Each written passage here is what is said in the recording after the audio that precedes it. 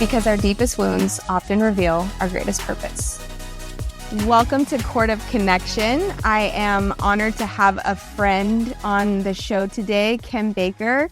She is a beautiful representation of from survival to abundance and everything in between. And I just am so excited to share your story with everybody. You are such an amazing example of what a tragedy, quote, tragic life can be, right?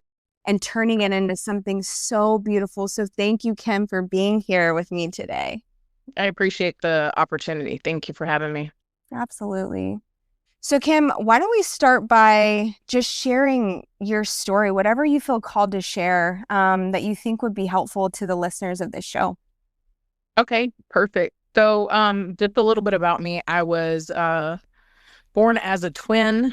I had an older sister. So, born to a single mom because that's all I remember at a very young age, is my mom being a single mom, living on government assistance and just doing everything she possibly could to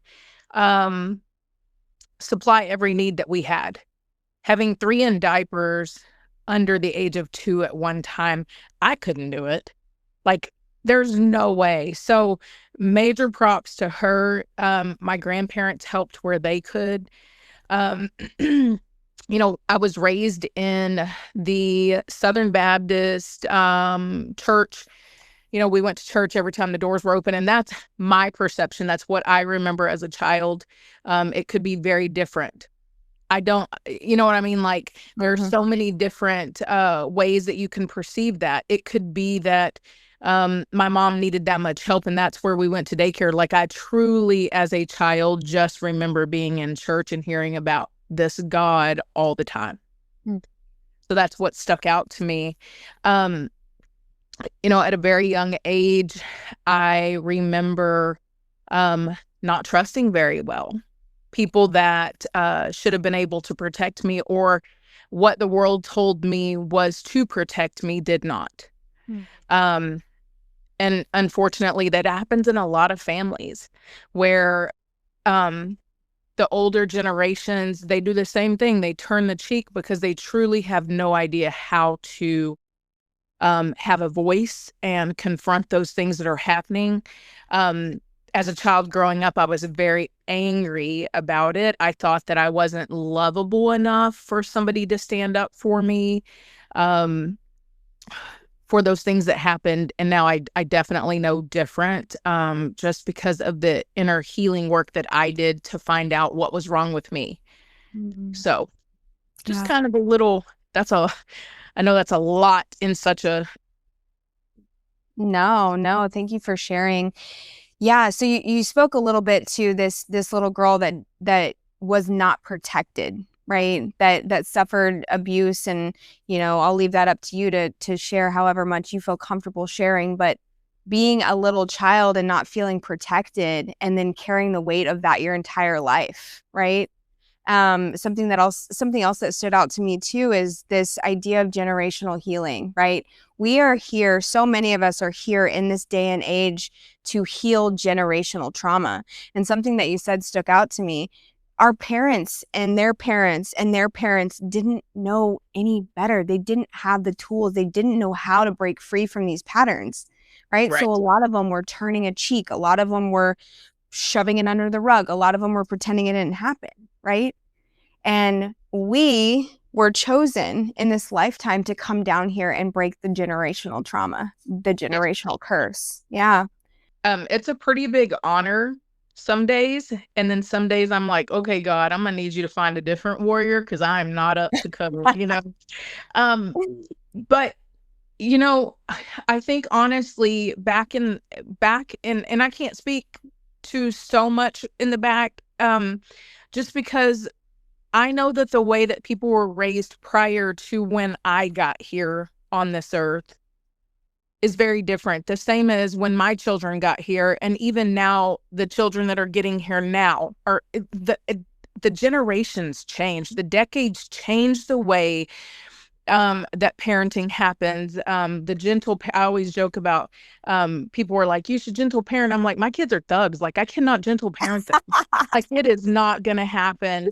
And I laugh about it now, but back when the way that I think is that, people did the best they could with what they had. And honestly, I did the best that I could with what I had, even raising my kids. Mm.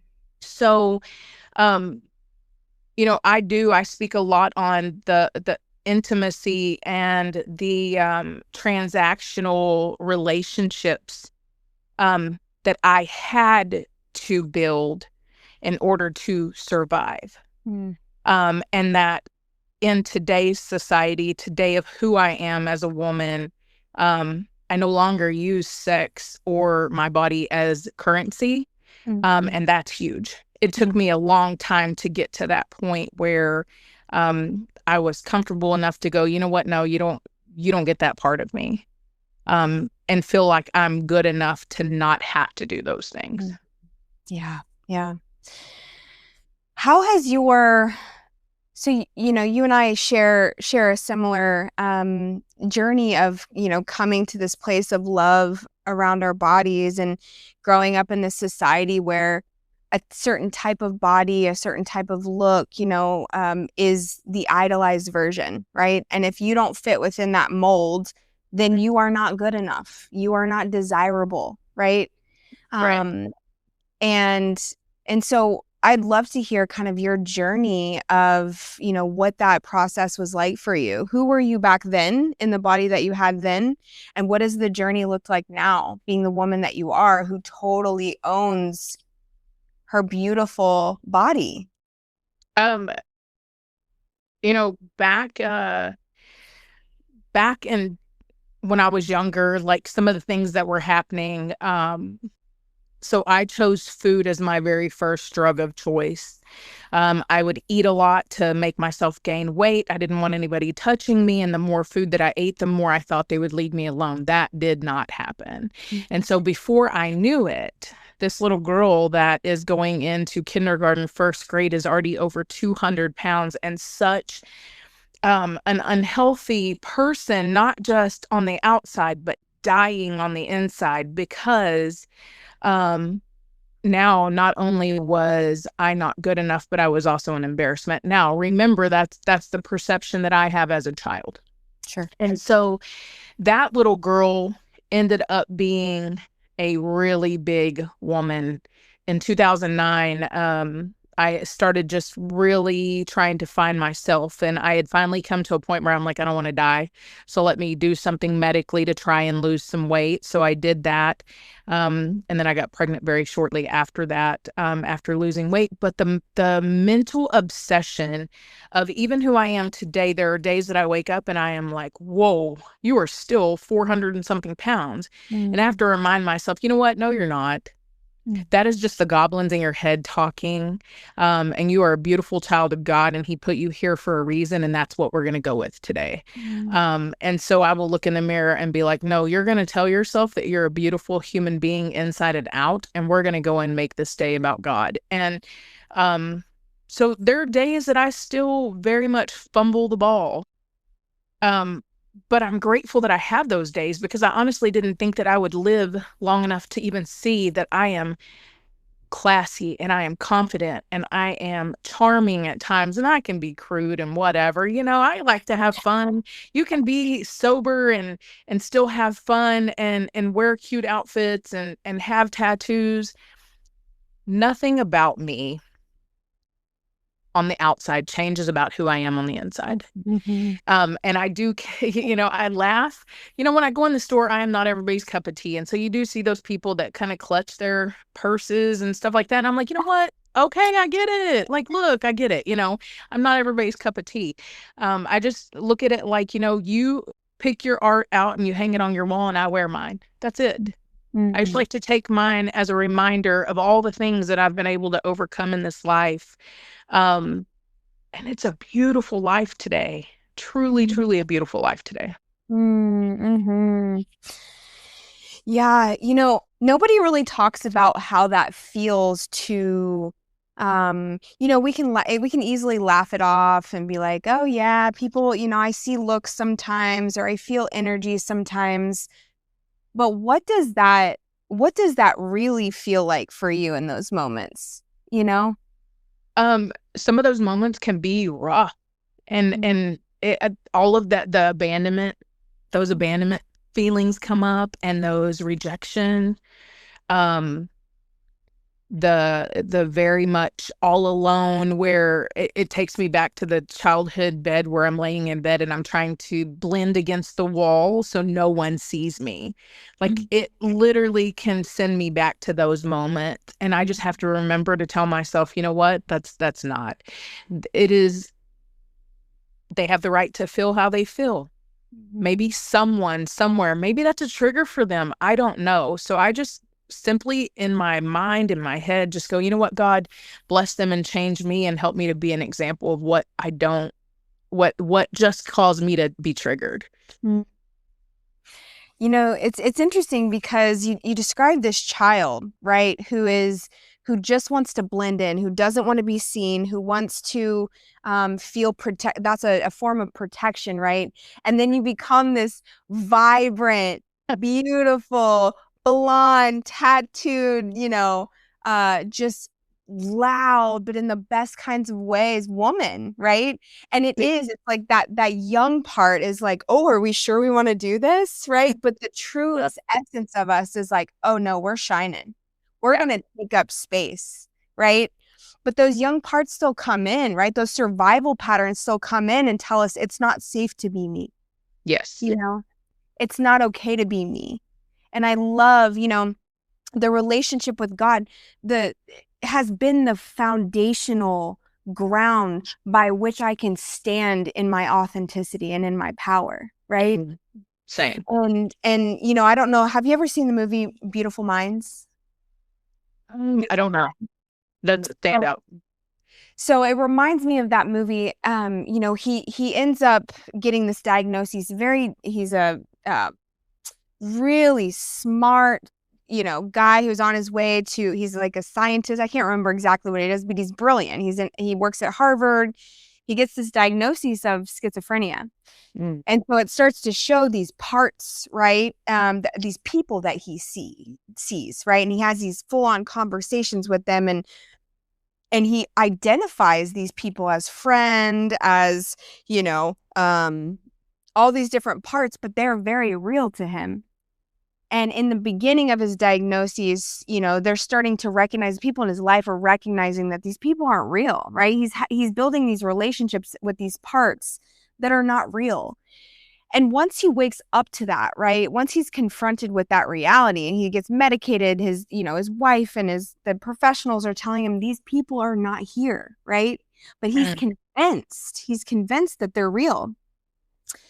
And, in the midst of like coming to terms with that reality, that these people are not real, right? That they're just parts that, when he gives them attention, they get louder, right? They get more obnoxious. They get more confronting. But it's this journey of, and they do it in such a beautiful way, of him not denying those parts, right? Once he comes to terms with this is his delusion, right? He doesn't deny them. He allows them to be there, but he's not making them the focal point of who he is, right? Wow. And the parts start to quiet, right? And I remember the first time that I saw that movie, and it was so profound to me because that represents those parts of us, right? The judger, the little girl, you name it, right? All these different parts that come up that try to protect us, right? When we feed into them, they grow, they get bigger, they get louder, they become the identity, they swallow me up sometimes, right? Right. But if I can learn to have this like sweet relationship where it's like, I'm not denying you, right? I'm not saying you're not there, but I'm also not saying you're me, right? Right. So how do we have this relationship where you can just exist over here and I can, give you attention when you need it, let you know I hear you, I see you, I know you're here to protect me. And Right. also you're not Danielle, you're not Kim. And so that's just what came up for me when you were talking about learning how to navigate in spaces where it's like, oh, it's not safe to be seen, but you can quiet that, right? I can go back to my creator. I can go back to God and be like, this isn't about me, right? Right. I see that you're here parts. I know that you're trying to protect me, and I'm choosing me, right? I'm choosing to ground and root in me anyway. One of the ways that I ended up coming to find me is the first time that I remember not feeling protected. Ugh, and I'm trying not to cry, but it is what it is. We Uh, cry here, I Vicky. always say, I don't like to cry. That is such a lie. Like, Such a lie. I'm just an ugly crier. So I'm all like, ah. I don't The even think first that's time, the first time that I remember not feeling protected, one of the women that I really trusted as a spiritual advisor said, I want you to go and stand in that moment where you just completely disappeared. And I want you to just know that your God, the one that you have today, what does that look like? How did he show up? And how do we change that dynamic? And so in those very moments, like you're talking about in the movie, I can acknowledge, what, that is my delusional thinking talking. That girl's just trying to protect you. And I'm going to acknowledge, thank you for the protection today. Because for a really long time, I felt like no one protected me. So when I acknowledged the protections there, it's like, you know what? That protection's opening the gate and allowing me to go in, and I'm going to fight this with all the tools that I have now today versus I didn't have any tools growing up. Or I didn't feel like I had any tools growing up. And that was my journey. That's why I'm here today, is for me to go and have these tools in the toolbox and the tool belt and all of these things. So when there is another woman that comes along and goes, man, I am just struggling, I can go, you know what? I've been there.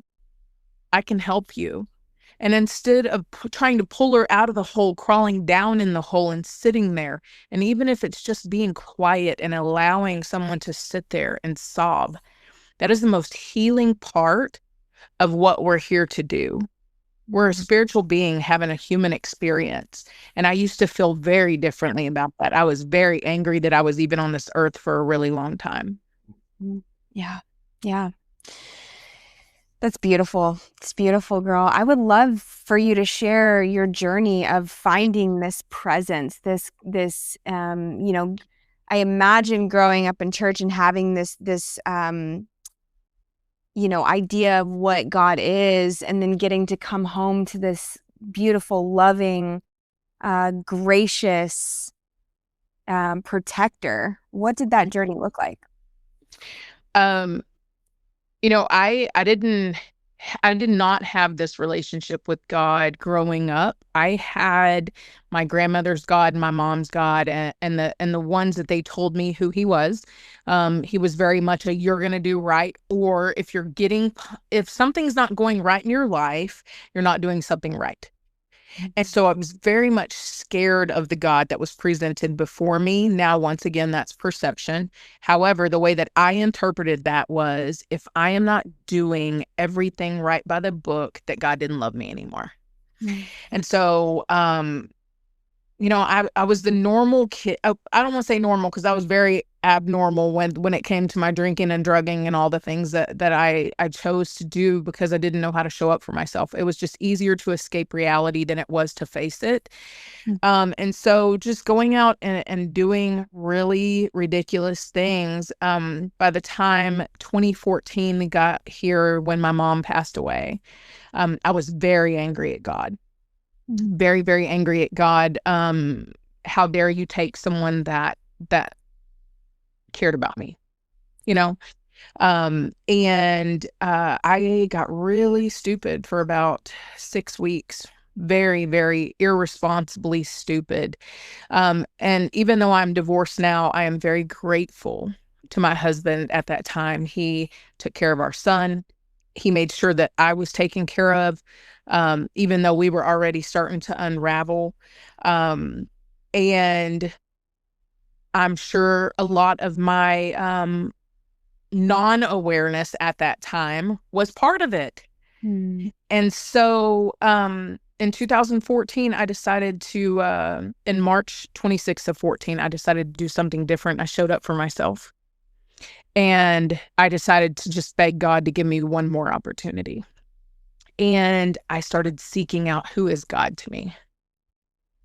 And, the God I have today, I have found through lots of support meetings. I have found through women that walk the same path that I do, mentors and spiritual advisors in lots of many different rooms and conferences and self-help and all of those things. The God that I have today loves me unconditionally. I can't outrun his grace, even though I try.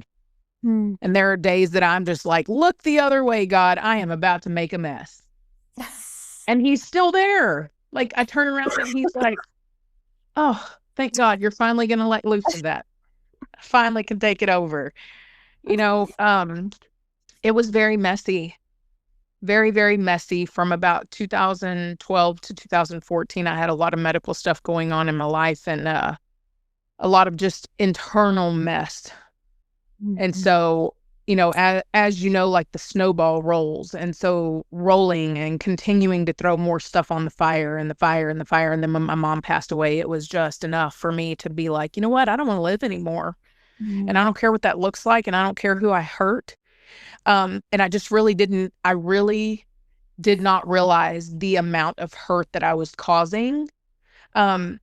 Because in my mind, before I did the internal work that I have, I'm not stealing from anybody. I'm not hurting anybody. And one of my spiritual advisors said, you stole their time. You stole their peace of mind. You stole their energy.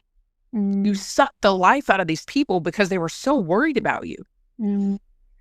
And that right there, when I say humbled me, just like, wow, what a butthole I was,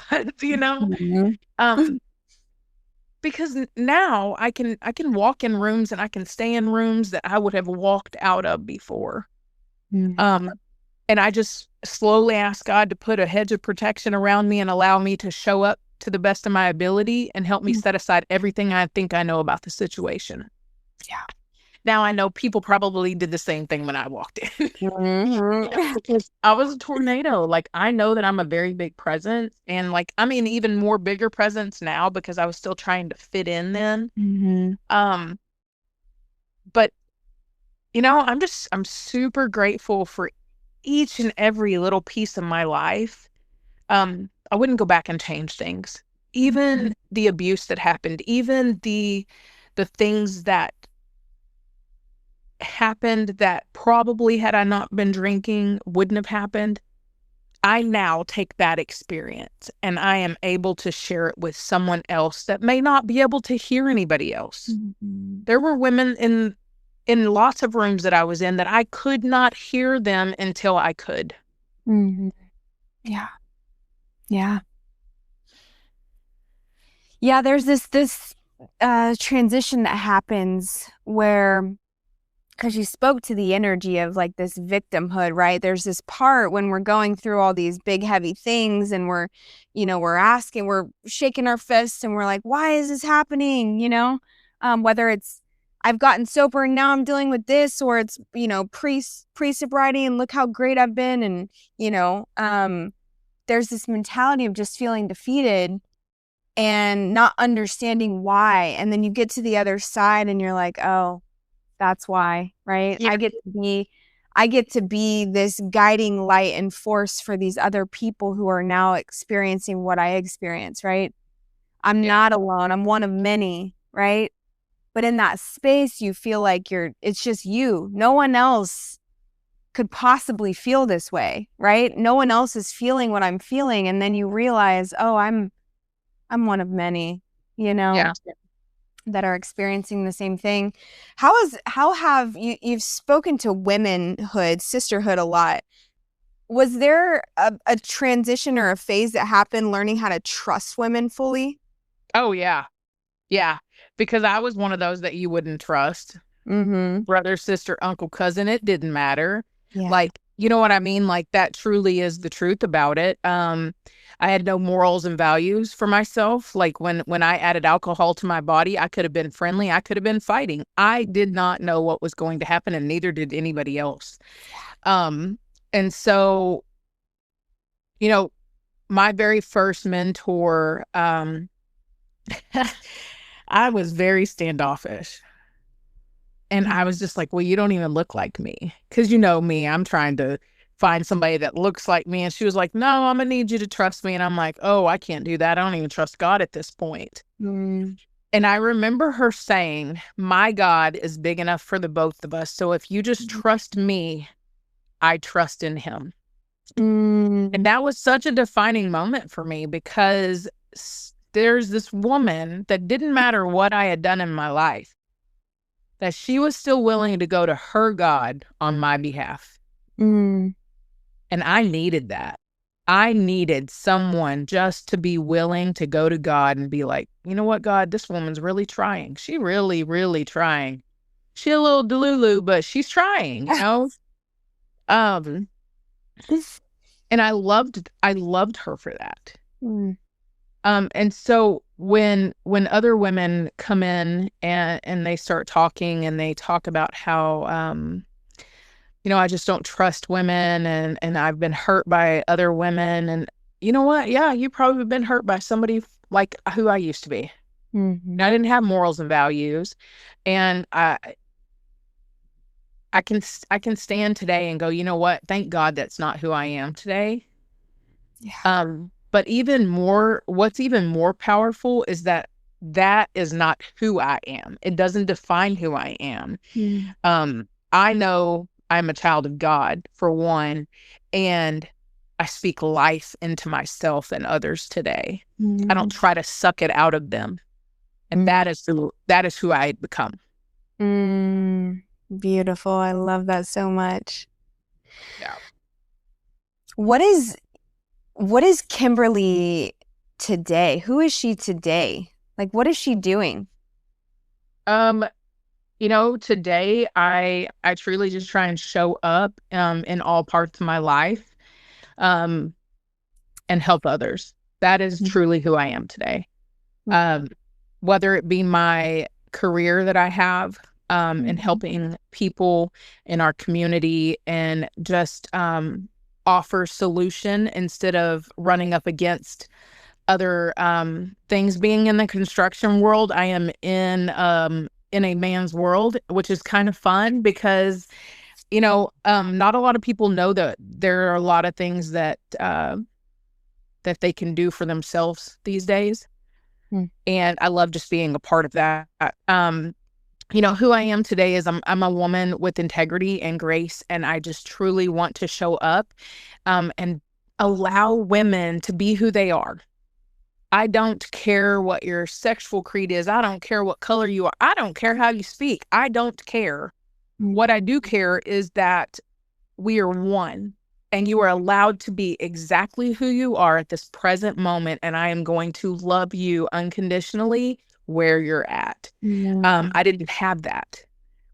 And I needed that more than anything growing up. And so just to be able to say, you know what, it's okay. Show up to the best of your ability and I'm going to meet you there.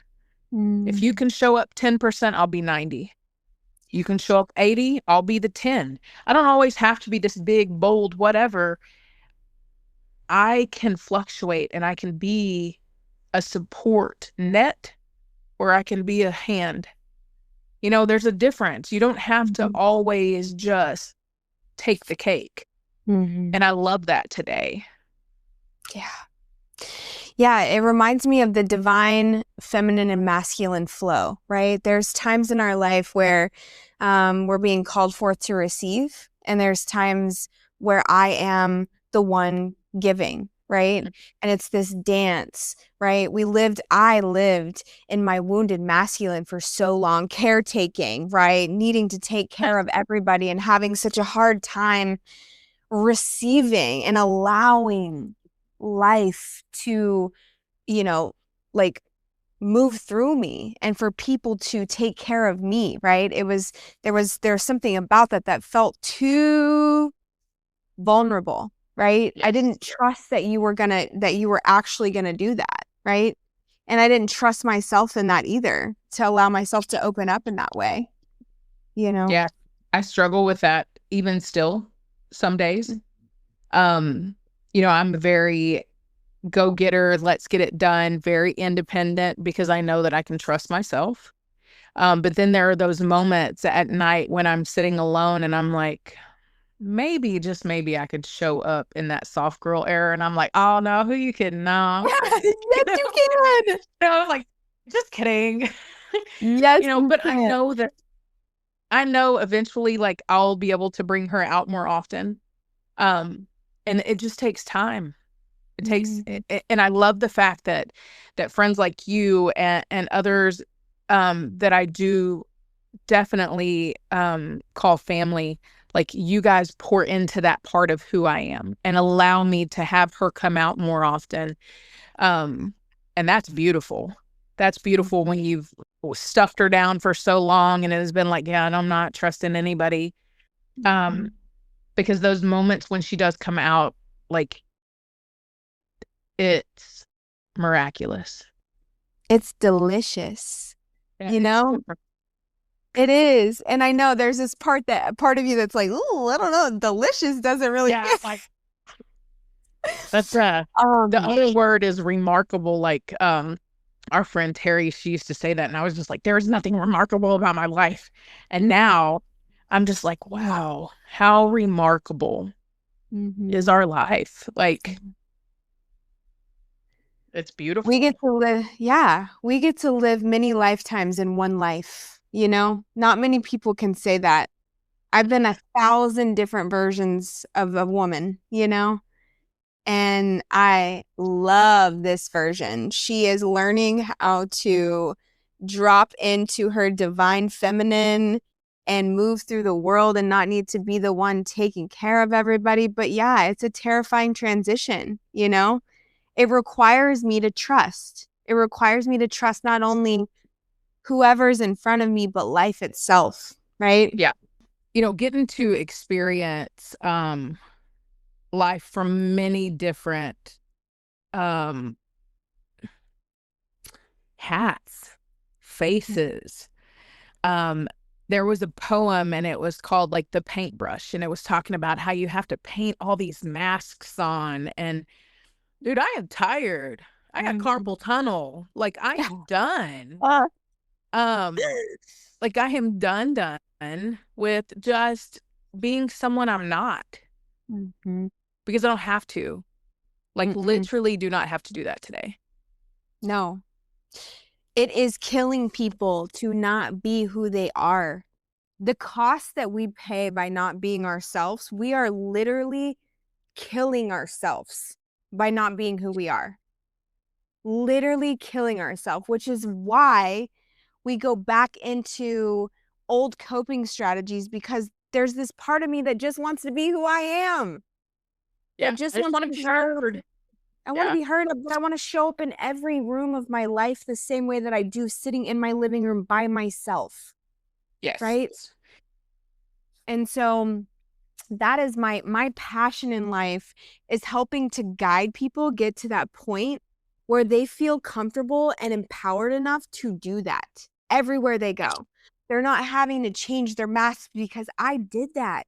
I did that Mhm. for years and most of my life, right? Yeah.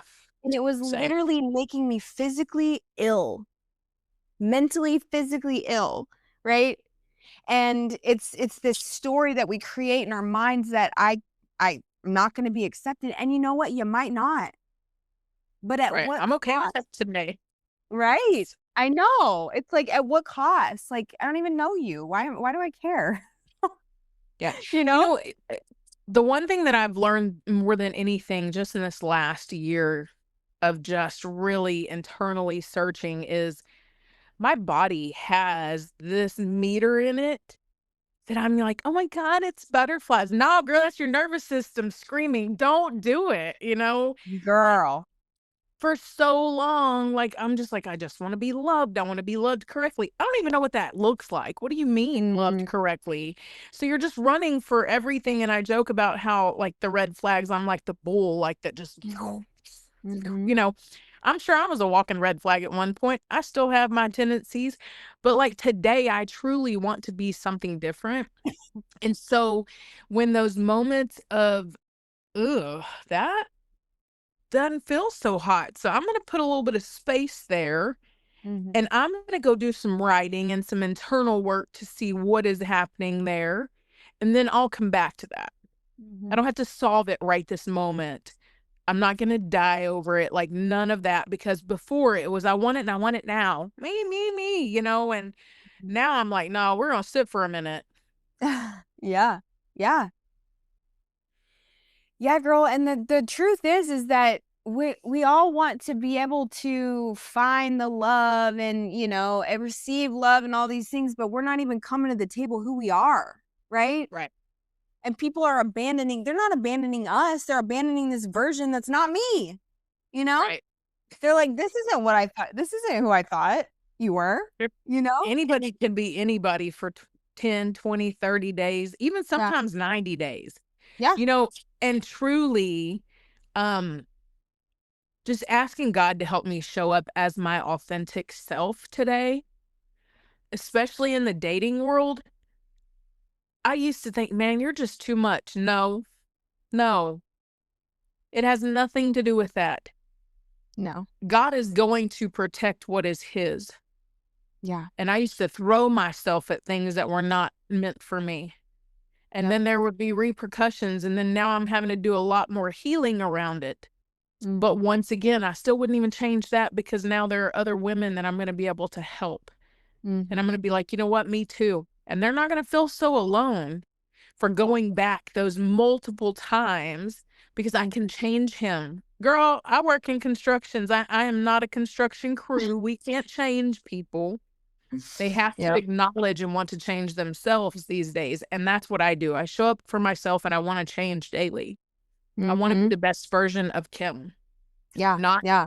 Kim the mom, not Kim the sister, not Kim the daughter. I want to be Kim. Mhm. I want to Mhm. take off all those extra duties that I have and go, you know what? This is just who I am. Right. In every relationship, right? Yeah. You don't have to guess. I'm gonna be the same in every relationship when I'm with my mom, when I'm with my best friend, when I'm with my boss, when I'm with, like, yes, of course, there's things I'm not gonna share, but my essence is gonna be the same, right? Correct. Right. And people want to, it's like, you can't, honey, you can't find the love that you want because you're not showing up to the table who you are. So the person that's for you can't find you, you know? Girl. And some of us are over here doing like this, even trying to find the table. Yeah. So, Yeah. I wanna stay seated at the table once I get there. So in Mhm. order for me to stay seated and actually be able to be an adult and deal with those things, that comes from internal. Mhm. That comes from me doing that back down deep shadow yuck work and doing that internal inventory, where I can go, "You know what? That did not serve purpose in my life. Let me go on and get rid of that. How do Mhm. I get rid of that and make sure it doesn't come back? What do I fill that hole with?" Yeah. And it's service and community to others and just being of service to other people. When I get inside this head and I can spiral, um, when I get outside of myself and go, "You know what? How can I help you today?" That Mhm. no longer serves and controls the power in of this being because now I am being of service to someone else. And that truly is where the power comes from. And it's not a power that I want to hold. It's a power of no longer being controlled by those delusional thoughts that I thought was gonna go one way or another. Mhm. Yeah. Yeah, life gets more beautiful when we can just let go of what we think, right? This idea that if I just move the pieces the way that I think they should be, that I'll be okay, and then I try to move them, and not only do I, hurt other people, piss other people off, but then I get the thing and I don't like it. I don't want it, you know? Right. I really think I know what's best for me. And this journey continues to show me that maybe you don't, there's something Yeah. so beautiful on the other side of what you think you know every time. Yes. If you I'm just, like, God, but don't you love me? And like, I know that God belly laughs on a daily basis. I'm all like, but God, Mhm, I really think this could work out. And then my spiritual advisor would be like, what you think is going to be good for your life, God's got 10 times better than that. mhm, Why not give up this little bitty teddy bear when God's got this ginormous one and you're still holding on and just fighting and marks because you mhm, just don't want to let go. mhm. And then when I do let go, I'm like, oh man, Why did it take so long? I know. I'm like, whew, God must be Yeah. exhausted dealing with me, you know? Mhm, mhm. Yeah. Well, I just have to say that I am fully enjoying watching you on your career path and just becoming this like badass successful woman. Tell us about that journey, where you're at, what you're doing. Um, so I have the privilege of working with our community in modular and manufactured housing, bringing affordable housing to different places all around Texas, outside of Texas. We service just about everywhere. We've even gone overseas and you know, it's just a really neat thing that the programs that we work with now help single moms that think they can't get a house. I can help you get a house. You know what I mean? Like all of the things that the society has told us that we are just not going to get ahead in life. There are programs for everybody. And it may not the answer, thank God, the answer may be, you know what, not right now. But there are programs and things in place that we're bringing to the table to be able to help just about anybody. Mhm. Um, but just being a part of helping someone build a family compound or being able to, this third generation, they've never had a house of their own and they're buying a home for the first time. I know what that's like. I was able to purchase my first home all on my own. I didn't have anybody else to help. And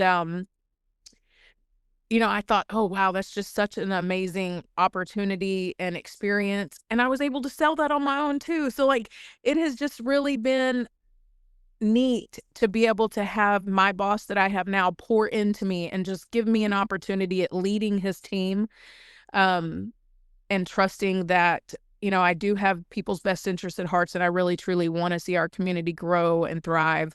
So, it's just pretty amazing opportunity that I have, so. Mhm.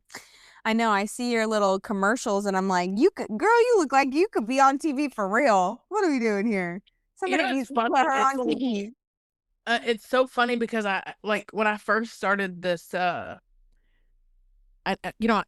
I started in this industry at a septic company, and so I used to joke all the time, "We're number one in the number two business," and just like having to do all those funny little jabs here and there because, like, once again, I was still hiding who I was and still trying to come into who I am, and then now I'll look at some videos of me and I'm like, God, look at you smiling on a video. Wow.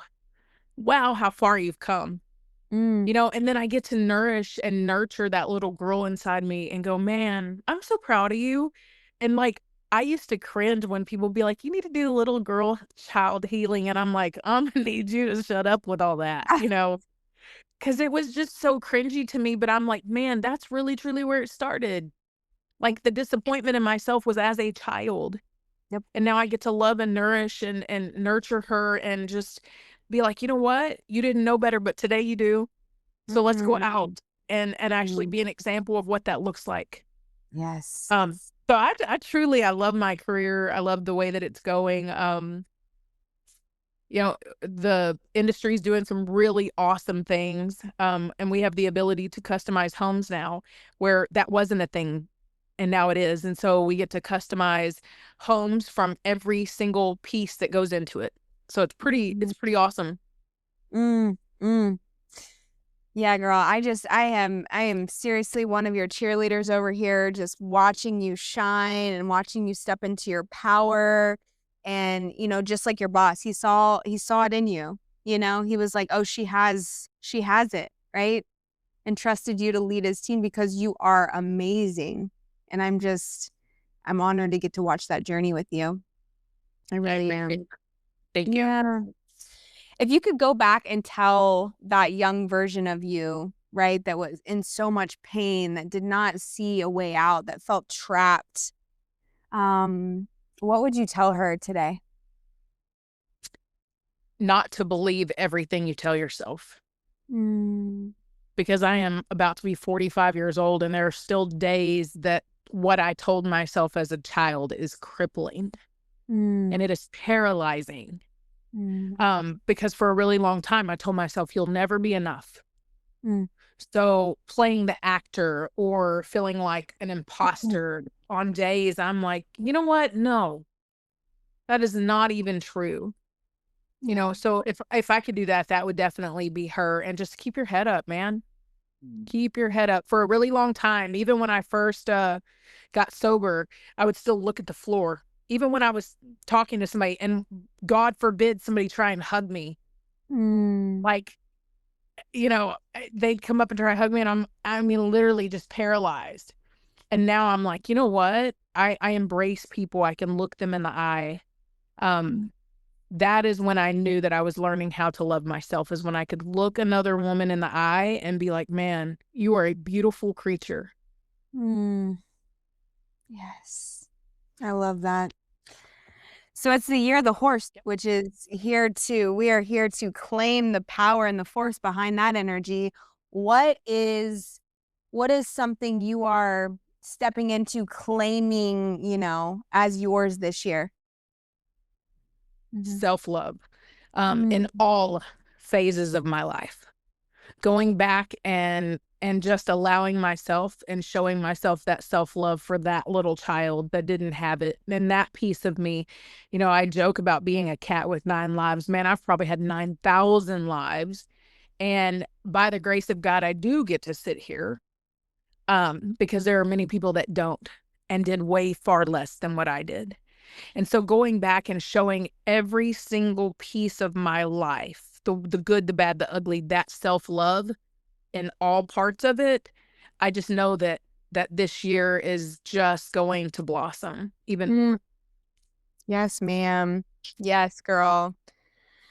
Well, where can people find you if they're looking for modular homes in Texas? How can they find our girl Kim? Um, I mean, I'm on Facebook, or you can go to our website at countrylivingmodularhomes.com. Give us a call, like at 979-732-2030. I just Infomercial, absolutely love it. I mean, I really wasn't trying to like bring work and all that stuff into it, but like, no, look, seriously, I girl, really just we're doing it. absolutely love. I love what I get to do. I was very open and honest about who I was, and who they were getting to hire at work. Um, in any industry these days, people have dealt with drinking or drinking in excess. I mean, look at how many faces people have to have in order to just be a boss. And then when they finally go home, they get to take off that hat. Now they got to put on this other hat for the family. Um, and I think that the world has just become accustomed to, it's okay to drink because it's legal. And I'm not going to go off this deep end, but I'm like, there's so much more to life than just escaping. Today, I am truly building a life that I no longer have to run from. And I am Mm. so grateful for that. Mm. I Yeah. think you're an incredible woman, and I'm just so honored to know you and share you and support you. So yeah, if you're looking for a modular home, that's where you find her. Go support. Amazing. We're here to empower, we're here to share, we're here to create, and I'm so thankful for your time. I'm thankful for your connection, and I adore you. Thank you. Same. I'm very grateful to be here. Um, Mm, thank God we just have 24 hours. yeah. All I got to do. And you're never more than a phone call away, a text away. And I know the phone is so heavy for some people. Um, I just want to say, you know what? If you're still struggling and you think you're not worth it, man, don't listen to the goblins in your head. Like, I remember those goblins being so, so loud. But I promise you, if you'll pick up the phone and you'll call somebody else, you'd be very surprised that God will allow you to benefit someone else's life. Mhm. Yes, girl. Yes, girl. Yeah. Well, thank you so, so much, Kim. It has been an honor and a pleasure to get to share space with you. And until next time, Yes. Thank you. may the cord that binds us to one another and to Source remind you that you are never alone, always guided, and always home.